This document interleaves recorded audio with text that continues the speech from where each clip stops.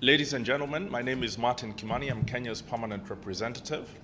I have the pleasure to present His Excellency President Uhuru Kenyatta for this brief media stakeout. He will not be taking any questions after he speaks.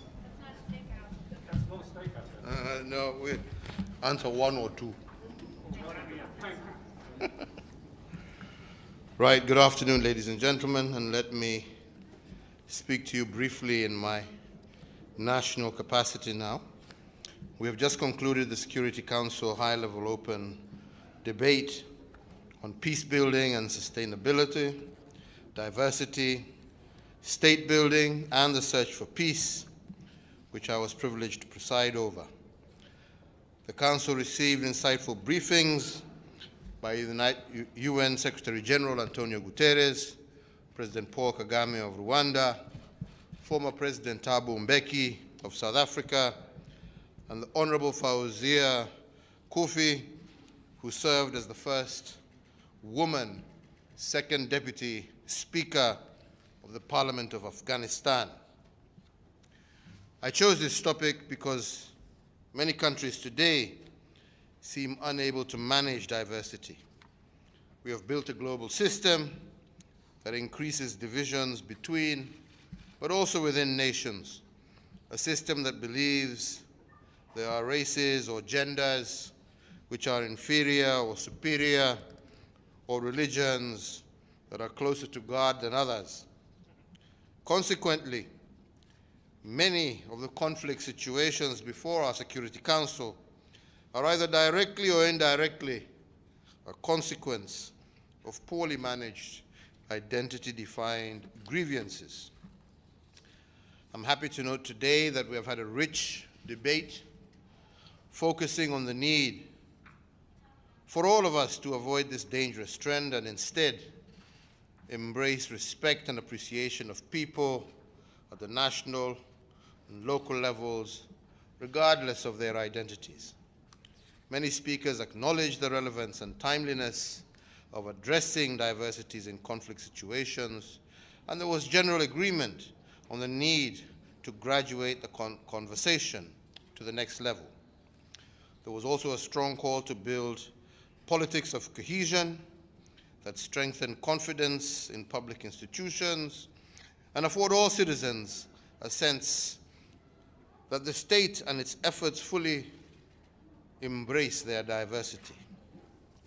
In my statement, I stated our famous handshake experience in March of 2018 with the leader of the opposition in Kenya to underscore the centrality of political innovation that places the safety, unity, and prosperousness of citizens above any political rivalry.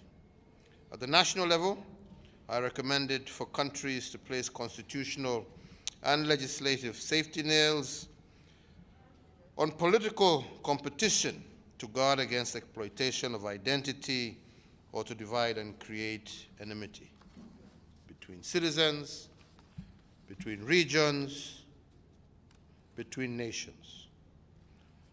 We also call for an education system that encourages critical thinking and a strong awareness of the importance of contributing to social peace and unity. At the multilateral level, we called on the United Nations and its peace-building initiatives to embed the appreciation of diversity and cohesion as a core deliverable in capacity building to strengthen states. Further, we also emphasized the need for a collaborative approach between states and the United Nations system, which mainstream media and technology companies owning social media platforms to counter hate speech and incitement. In the coming weeks, we will be exploring ways in which we can work together with other Council members to advance this important conversation in the interest of international peace and security. Thank you. Mr. President, James Bays, Al Jazeera.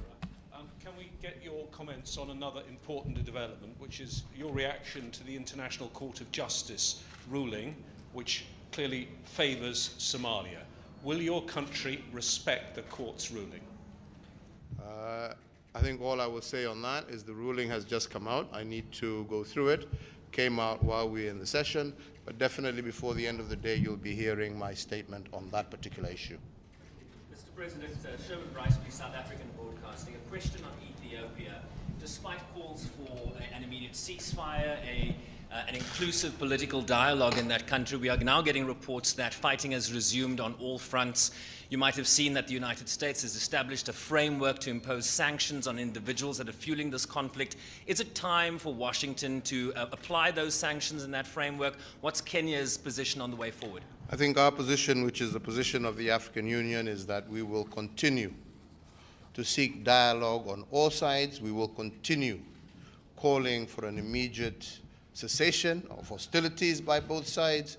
We will continue to urge for the need to have a political resolution, because we do not believe that there is any military solution, and we need to urgently have all parties coming across a table in order for us to be able to ensure that all humanitarian corridors are actually opened, and the people who are the greatest sufferers of this conflict do receive the much needed aid and humanitarian assistance that they need. So ours is to continue, first and foremost, to call for that ceasefire, to call for national dialogue, and for all parties to cease hostilities and be able to engage and find a political solution that will result in the people of Ethiopia to end their suffering, but also, most importantly at this particular moment in time, to ensure humanitarian access to all the people. Are those calls falling on deaf ears, Mr. President? I won't say they're falling on deaf ears, because we are still engaged with them, and we will continue to push, not just as Kenya, as a neighbor and a member of the Security Council, but also through the African Union and through our regional body, which is IGAD. Last one. Celia Davaren, Africa Confidential. Mr. President, how do you feel to find your name in the Pandora Papers? Well, as I said before, my name, first and foremost, is not there. And secondly, there has been no mention of any illegality or wrongdoing on my part. And as I said before I left Kenya to come and attend this meeting, I will be addressing that issue comprehensively once I arrive back home. Thank you all very much.